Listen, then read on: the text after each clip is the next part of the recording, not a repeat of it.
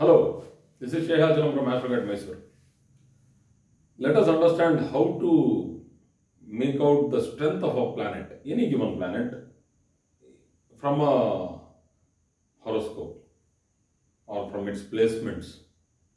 Why I am discussing this point is because many of my online students have continuously asked me and messaged me, they are asking me that you keep telling that if there is a good Saturn, if there is a bad Saturn, if there is a malefic Saturn, then this will happen, that will happen. So now, how to know whether the Saturn is weak? How to know whether that Saturn is strong?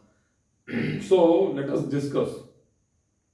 Actually, we need to discuss planet by planet, but now for the while, I will give you a general, you know, let us say it as a formula kind of a thing. So it like a thumb rule kind of a thing, which you can use to judge whether the planet is going to give you, good results, or it's going to give you mediocre results, or it's going to give you bad results, or it's not going to give results at all, or it's going to be stalemate, like, you know silent.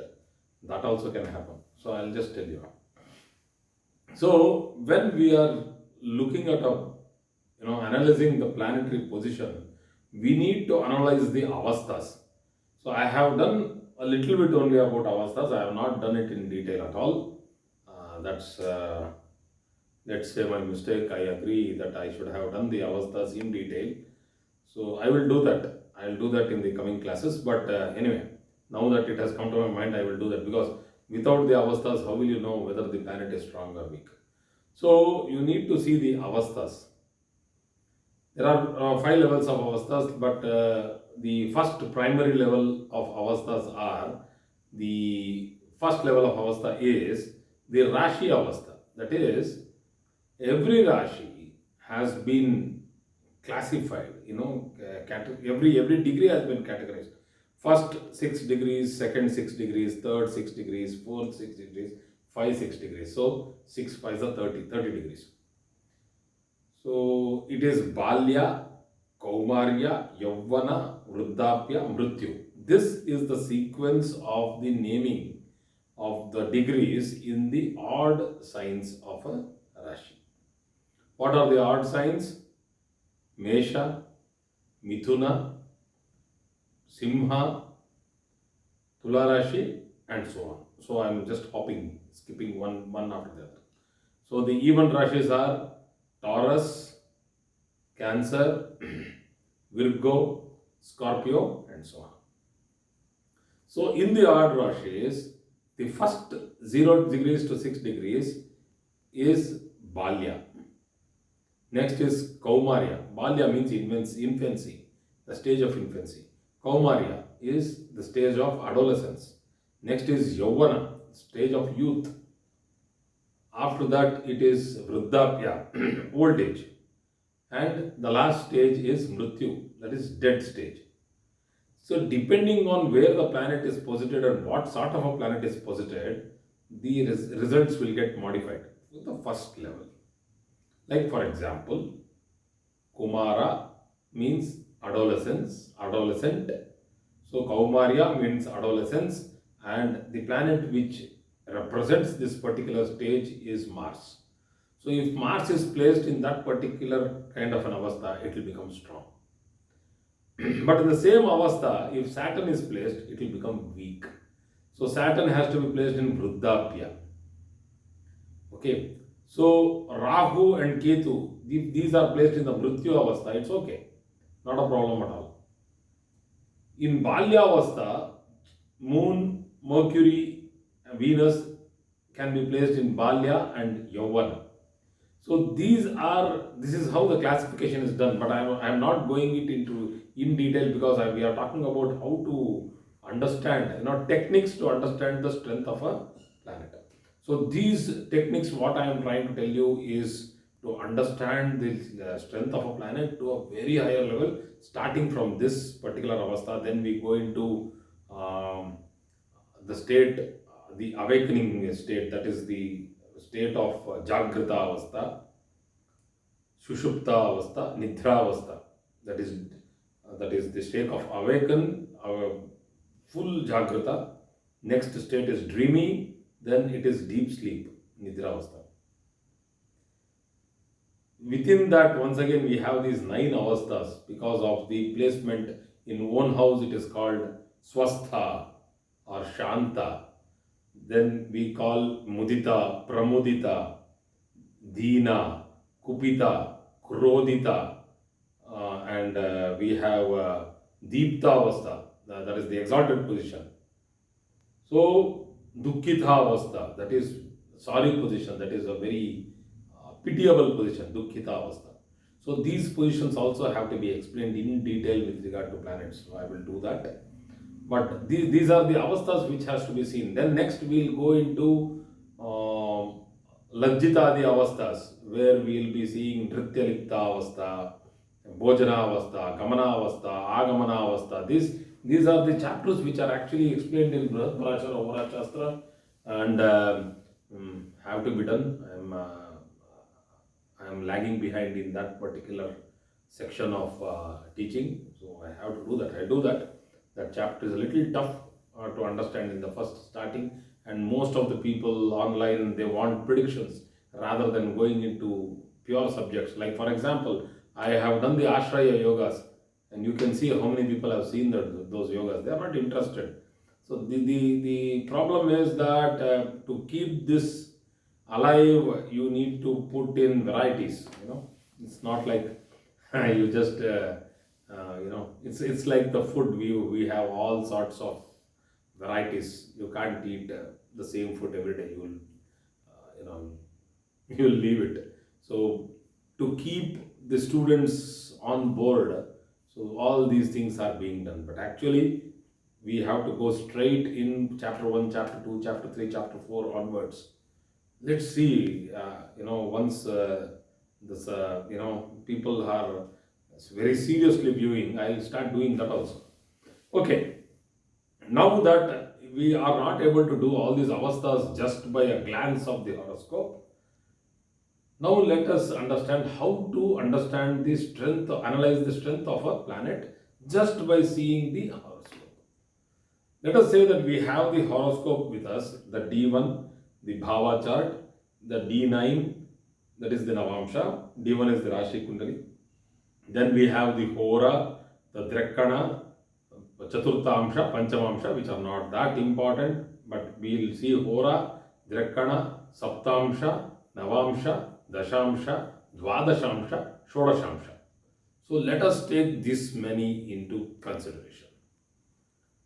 So with these charts, if a planet is posited in the D1 without not much of affliction and in its own house or exaltation or in its friend's house, and then if the same planet is well placed in most of these divisional charts, then that planet is considered to be very strong, excellent. If again a planet in the D1 chart is placed moderately in its enemy's house or with an enemy, or a little debilitated, weak, and the same planet is moderately posited in the divisional charts, then we will call it weak, or a planet which will not fully give fruits. What if a planet is placed very well in the D1 chart and then in the other divisional chart it is weak? Then that means that planet might throw something towards you, like it will just tell that, okay, you have this, and then it will pull it back. It's like it's only showing you things, it's not giving it to you in real, because the divisional charts do not show the promise of the event. So that's how we have to do it. So what if a planet is weak in the D1 chart, that is the Rashi Kundali, and in one particular divisional chart is very well placed? So that means that planet which is weak will do very good for that particular area of a person's life.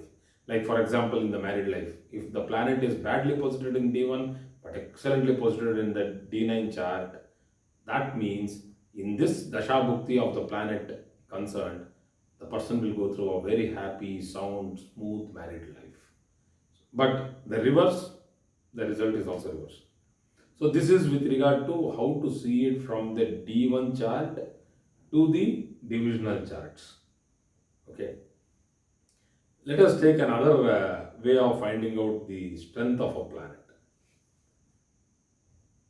A planet has a lordship. This is another level, one more formula. This is formula one is divisional charts. Second formula is a planet has lordships. Like I'll give you an example. I'll give you an example of a singularity of a planet, that is moon or sun, because they have only one own house. So if moon is placed in Wrishchik Rashi, that is, it is debilitated. But from Cancer, it is the fifth house.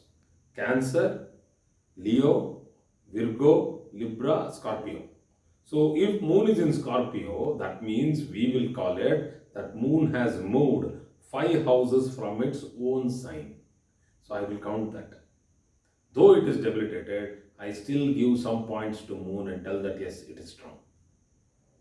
Try to understand this point. And also, it is in the fifth house, which is a trikona, and its own house is watery. Its tattva is also water, and it is still in a sign which is also representing water.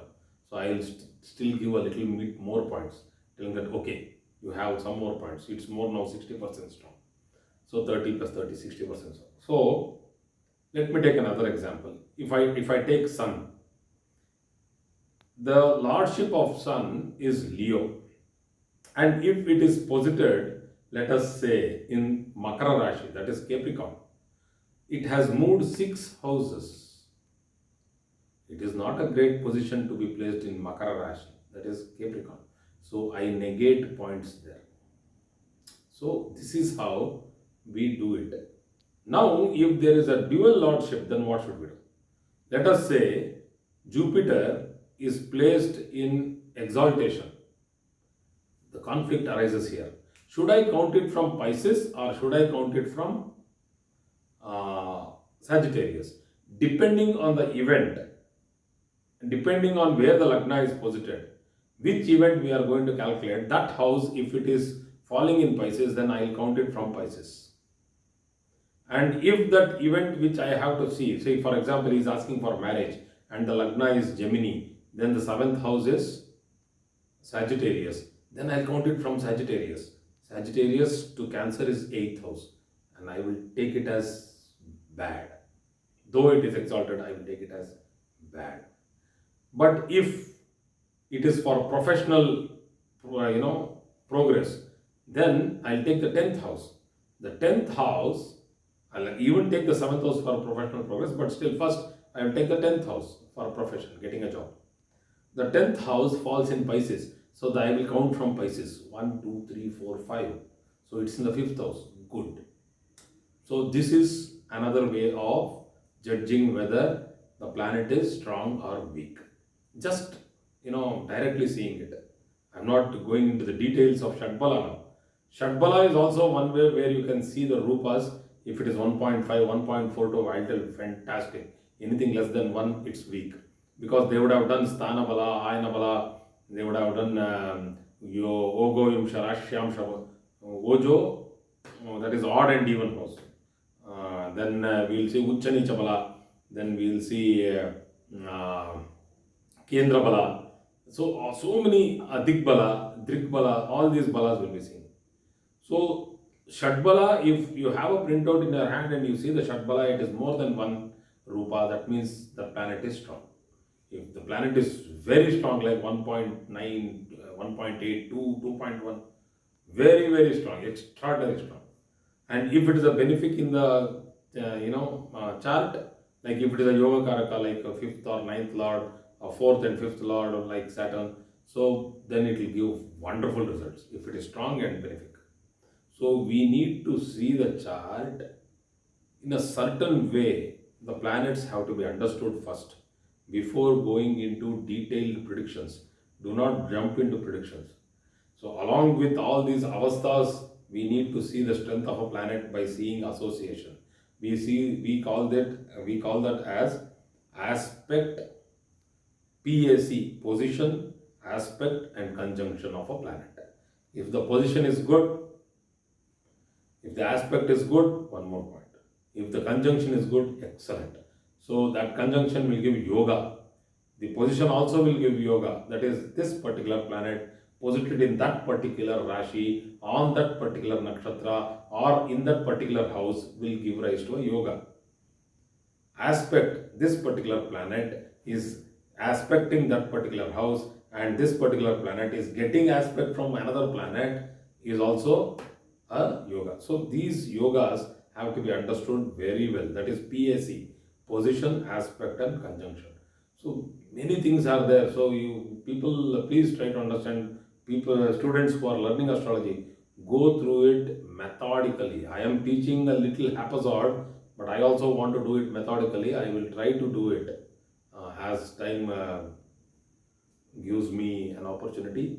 I will start doing. I am thinking of doing in some different way. I will do that so that methodically you will be able to understand a particular subject, this astrology as a subject as a whole. Thank you very much for today's class.